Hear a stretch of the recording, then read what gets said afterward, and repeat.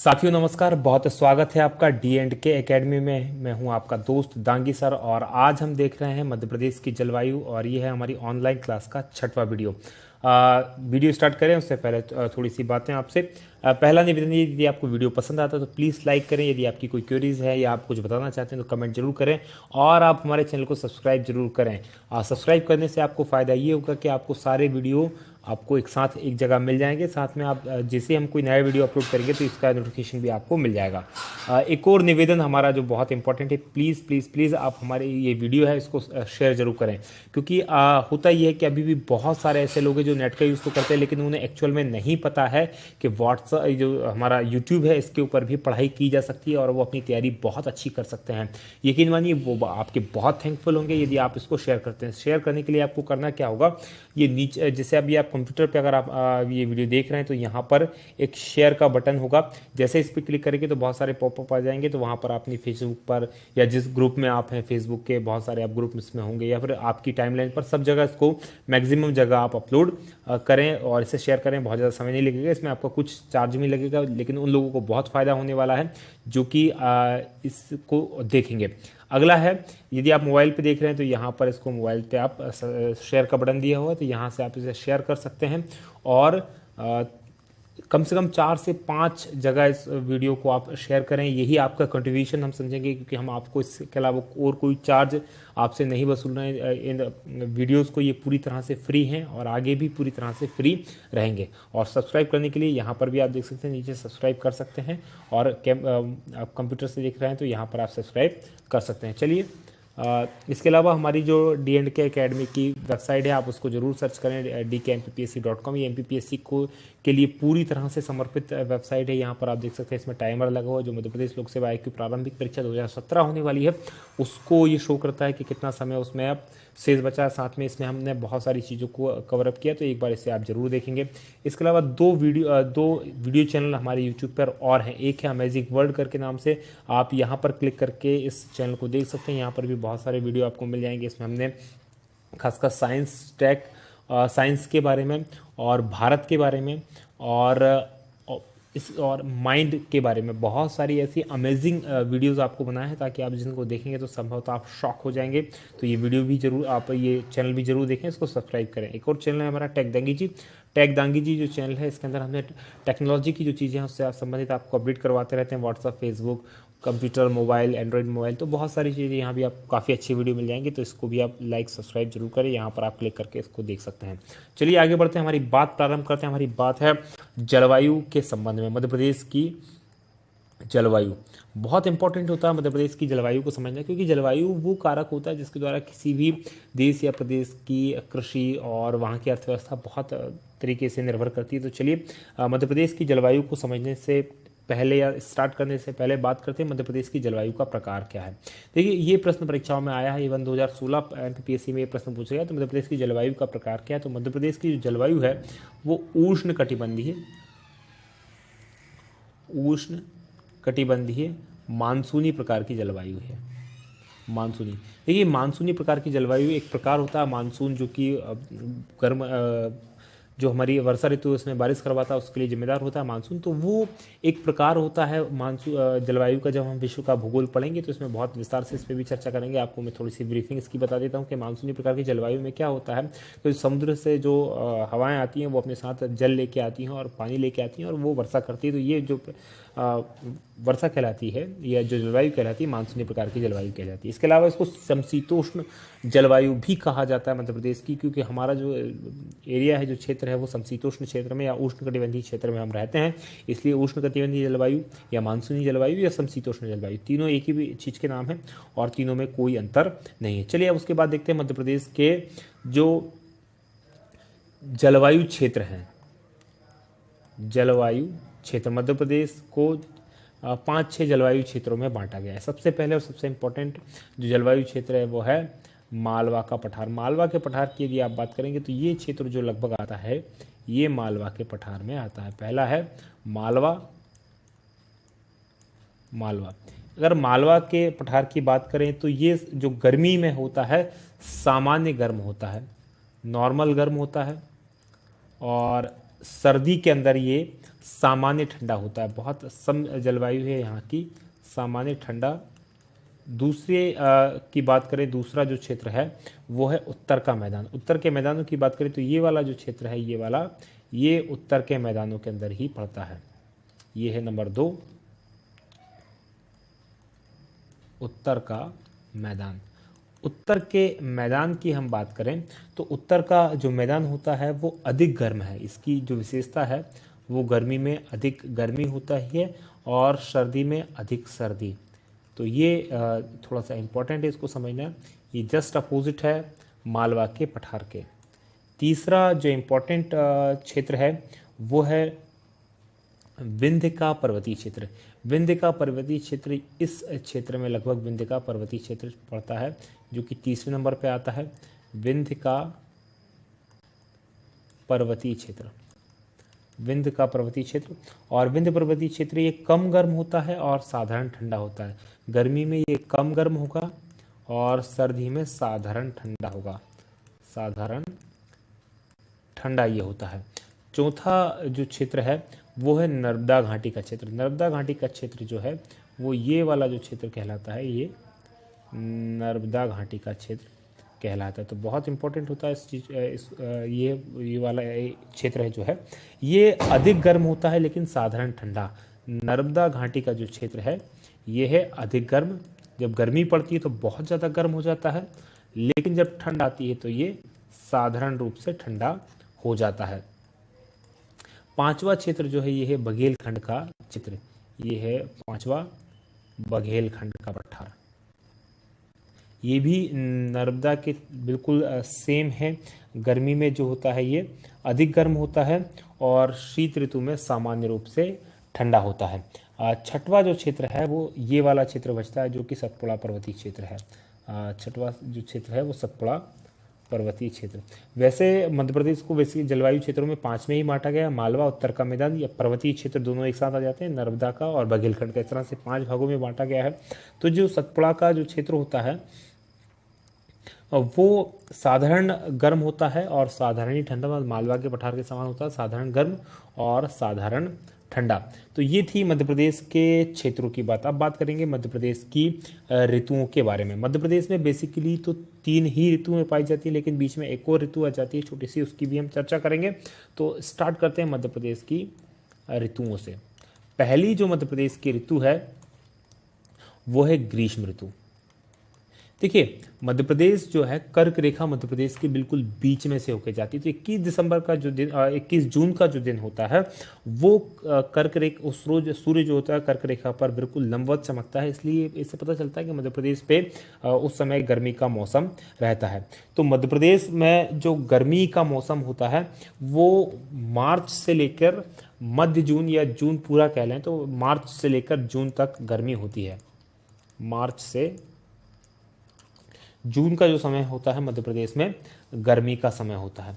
बहुत इंपॉर्टेंट ये समय जो होता है, क्योंकि देखिए क्या होता है कि मार्च के बाद धीरे धीरे यहाँ पर तापमान बढ़ने लगता है, और जैसे जैसे तापमान बढ़ने लगता है तो मध्य प्रदेश के जो उत्तरी क्षेत्र है, खासकर ये वाला क्षेत्र, ये यहाँ पर तापमान बहुत तेजी से बढ़ता है। और मध्य प्रदेश का जो ये वाला क्षेत्र है यहाँ पर लगभग 82 साढ़े 82 डिग्री सेंटीग्रेड का तापमान हो जाता है, जबकि जो नीचे का जो पूर्वी मध्य प्रदेश है वहाँ पर तापमान थोड़ा सा कम होता है।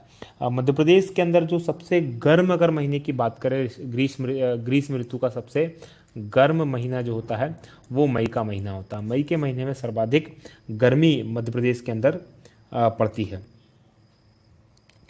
इसके अलावा देखें तो जो मार्च होता है, मार्च के महीने में दैनिक तापांतर सर्वाधिक होता है।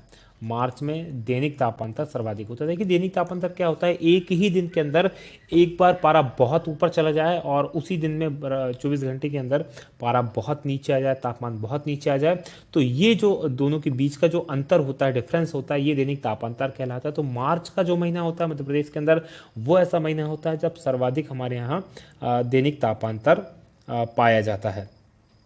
इसके अलावा जो मई जून के आसपास जो समय होता है, इसमें यहाँ पर एक स्थानीय पवन चलने लगती है, स्थानीय हवा चलने लगती है, धूल भरी हवा चलती है, जिसे कि लू कहा जाता है। तो बहुत इंपॉर्टेंट है इसको समझना। और ये स्थानीय पवनों का एक प्रकार है लू, जो कि एक बहुत उष्ण होती है, बहुत गर्म होती है और इससे लोग बीमार पड़ते हैं, तो ये चलती है। इसके अलावा एक और द्वितीय ग्रीष्म ऋतु भी मध्य प्रदेश के अंदर आती है। द्वितीय ग्रीष्म ऋतु मध्य प्रदेश के अंदर आती है। द्वितीय ग्रीष्म ऋतु जो मध्य प्रदेश के अंदर आती है वो सितंबर मध्य से आती है। सितंबर मध्य से अक्टूबर मध्य के बीच में द्वितीय ग्रीष्म ऋतु मध्य प्रदेश के अंदर आती है। इस समय ऐसा होता है कि तापमान तो काफ़ी ऊंचा होता है लेकिन उमस पड़ रही होती है, तो इसलिए इसे मध्य प्रदेश की दूसरी ग्रीष्म ऋतु भी कहा जाता है। चलिए अब दूसरी ऋतु की बात करते हैं जो है वर्षा ऋतु।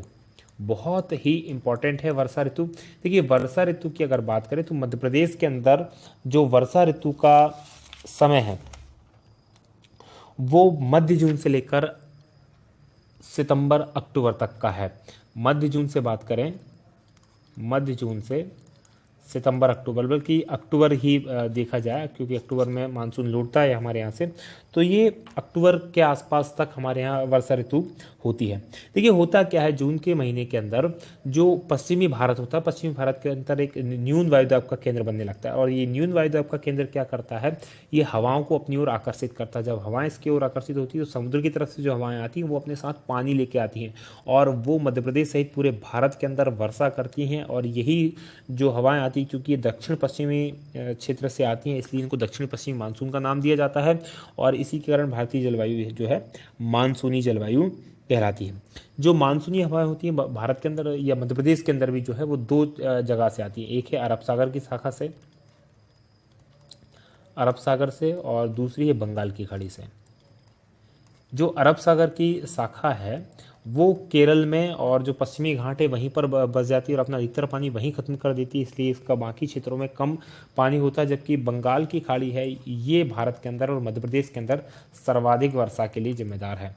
मध्य प्रदेश के अंदर सर्वाधिक जो वर्षा होती है वो इसी से होती है। चलिए जो मध्य प्रदेश का जो क्षेत्र है या मध्य प्रदेश है उसको 4 भागों में बांटा गया है, जहाँ पर या जिसे कहा जाए कि 4 हिस्से किए गए हैं जहाँ वर्षा का वितरण अलग अलग टाइप का होता है। मध्य प्रदेश एक ऐसा जगह है जहाँ पर वर्षा का वितरण सर्वाधिक असमान है। कई ऐसे क्षेत्र हैं जहाँ बहुत कम वर्षा होती है, कई ऐसे भी क्षेत्र हैं जहाँ बहुत अधिक वर्षा होती है, इसलिए इसको अलग अलग क्षेत्रों में बांटा गया। चलिए सबसे पहले देखते हैं सबसे कम वर्षा वाले क्षेत्र। तो सबसे कम वर्षा वाले जो क्षेत्र होता है वो 75 सेंटीमीटर से कम वर्षा का जो क्षेत्र होता है वो कम वर्षा के क्षेत्र कहलाते हैं। तो कम वर्षा का जो क्षेत्र है लगभग ये पश्चिमी जो मध्य प्रदेश है, पश्चिमी मध्य प्रदेश का ये हिस्सा है ये वाला, ये कम वर्षा के क्षेत्र में आता है। जो बिलो 75 सेंटीमीटर से जो कम वर्षा होती है वो ये वाला क्षेत्र बनता है। दूसरा जो क्षेत्र है औसत से कम वर्षा, यानी औसत वर्षा जो होती है उससे थोड़ा सा कम वर्षा का, लगभग 75 से लेकर 100 सेंटीमीटर, औसत से कम 75 से लेकर 100 सेंटीमीटर, 75 से ज़्यादा लेकिन 100 से कम। तो ये वाला जो क्षेत्र है ये काफ़ी बड़ा क्षेत्र है मध्य प्रदेश के अंदर और यही सबसे ज़्यादा जहाँ पर औसत से कम वर्षा होती है ये वाले क्षेत्र है, इसमें औसत से कम वर्षा होती है। 75 से लेकर 100 सेंटीमीटर के बीच में ये वर्षा यहाँ पर होती है। तीसरा जो क्षेत्र है ये जो रेस्ट ऑफ द क्षेत्र यानी जो बाकी बचा हुआ क्षेत्र है यहाँ पर औसत जो है लगभग उसी के बराबर या उससे अधिक वर्षा होती है या 100 से लेकर 125 सेंटीमीटर तक की वर्षा होती है। इसके अलावा जो पांचवा यहाँ पर क्षेत्र है वो है औसत से अधिक, औसत से अधिक या औसत प्लस। तो ये जो औसत से प्लस या औसत से अधिक क्षेत्र पड़ता है ये पड़ता है यहाँ पर होशंगाबाद के अंदर। होशंगाबाद के अंदर भी खासकर पचमढ़ी जो क्षेत्र है वहाँ पर ये पड़ता है। उसके अलावा छिंदवाड़ा और बालाघाट मंडला, छिंदवाड़ा जो है ये बालाघाट है, मंडला है और छिंदवाड़ा का कुछ हिस्सा यहाँ पर। इन 3 जगहों पर भी कुछ कुछ जगह ऐसी हैं जहाँ पर कि जो पहाड़ी वाला क्षेत्र है जहाँ पर कि 140 से लेकर 165 सेंटीमीटर तक वर्षा होती है। तो ये जो क्षेत्र है यहाँ पर 140 से लेकर 165 सेंटीमीटर तक वर्षा हो जाती है, इसलिए औसत से अधिक वर्षा या अधिक वर्षा वाला क्षेत्र इसको कहा जाता है। तो ये प्रमुख क्षेत्र वर्षा का यहाँ पर वितरण मध्य प्रदेश के अंदर पाया जाता है। चलिए इसके बाद मध्य प्रदेश में क्या होता है कि जब लौटता हुआ मानसून होता है सितंबर अक्टूबर के बाद जो मानसून लौटता है तो यहाँ पर द्वितीय ग्रीष्म ऋतु भी आती है। इसके अलावा कुछ पश्चिमी विक्षोभों से कुछ बारिश होती है, उसे मावट कहा जाता है। मावट जो होती है खासकर फ़ायदा करती है उस समय की रबी की फसलों के लिए काफ़ी फ़ायदेमंद होती है, इसलिए ये इम्पॉर्टेंट है। चलिए अब देखते हैं तीसरी ऋतु जो कि है शीत ऋतु। शीत यानी कि सर्दी। शीत ऋतु जो मध्य प्रदेश के अंदर मानी जाती है, उसका जो समय है वो अक्टूबर से लेकर मार्च तक माना जाता है, अक्टूबर से मार्च तक। लेकिन जो मेन शीत ऋतु है वो अक्टूबर से स्टार्ट ना होकर लगभग दिसंबर के आसपास से प्रारंभ होती है, दिसंबर से लेकर मार्च तक। और सबसे अधिक जो सर्दी जिस महीने में पड़ती है वो जनवरी का महीना होता है। ये जनवरी का महीना होता है जब सर्वाधिक सर्दी पड़ती है, और इसी समय पाला भी पड़ता है फसलों के ऊपर। पाला यानी कि ऐसी जो तापमान होता है वो इतना गिर जाता है कि बर्फ जमने लगती है, जिससे कि पाला पड़ता है। तो ये एक इम्पॉर्टेंट समय होता है। चलिए देखें क्या होता है। 23 सितंबर के बाद जो मध्य प्रदेश सूर्य जो होता है वो दक्षिणायन हो जाता है। दक्षिणायन मतलब जो सूर्य की किरणें होती हैं वो कर्क रेखा पर तिरछी पड़ने लगती हैं, जबकि मकर रेखा की ओर वो सीधी पड़ने लगती हैं। इसलिए सूर्य जो हमारा प्रदेश है या हमारा क्षेत्र है, इस पर सर्दी की ऋतु आ जाती है। यहाँ पर तापमान धीरे धीरे गिरना शुरू हो जाता है।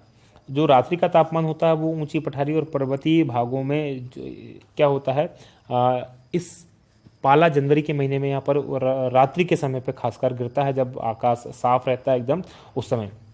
दिसंबर जनवरी के महीने में भी कुछ पश्चिमी विक्षोभों से क्या होता है, यहाँ पर बारिश हो जाती है, जिसको कि कहा जाता है मावठा या मावट कहा जाता है, जो किसानों के लिए काफ़ी फ़ायदेमंद साबित होती है। ये जो मावठ होता है या मावठा होता है, इसको ये किसानों के लिए इम्पोर्टेंट होता है, इसलिए इसे थोड़ा सा इम्पोर्टेंट माना जाता है।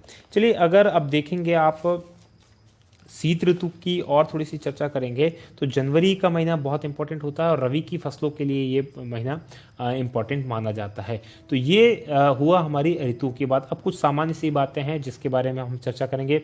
जैसे कि पहली जो सामान्य सी बात ये है कि मध्य प्रदेश में जो मई का महीना है वो सर्वाधिक गर्म है, जैसा कि आपको पता है। इसके अलावा ऋतुओं के विभिन्न नाम, जो स्थानीय नाम है ऋतुओं के, वो हमारे यहाँ क्या है उसको हम देखेंगे। जैसे कि हमारे यहाँ जो गर्मी की ऋतु होती है या ग्रीष्म जो होती है, उसको स्थानीय रूप से युनाला बोलते हैं, उनाला या युनाला। गांव में विशेषकर ये बोला जाता है। ग्रीष्म ऋतु को बोला जाता है युनाला या उनाला। ये परीक्षा में प्रश्न बना है, इसलिए इंपॉर्टेंट होती है। वर्षा जो ऋतु होती है, उसके बाद जो वर्षा आती है उसको बोलते हैं चौमासा। उस ऋतु को बोलते हैं चौमासा। चौमासा मतलब जब 4 महीने बारिश होती है, इसलिए चौमासा बोलते हैं। और तीसरा जो होता है शीत ऋतु, उसको जो बोला जाता है वो बोला जाता है सियाला, सियाला या सियालू। तो ये तीनों के तीनों नाम है जो स्थानीय भाषा में हमारे यहाँ बोले जाते हैं। सबसे कम वर्षा की बात करें तो मध्य प्रदेश के अंदर सबसे कम वर्षा जो होती है गोहद है, भिंड जिले के अंदर। यहाँ पर आप देखेंगे तो भिंड जिले में है गोहद, यहाँ पर सबसे कम वर्षा होती है, सबसे कम।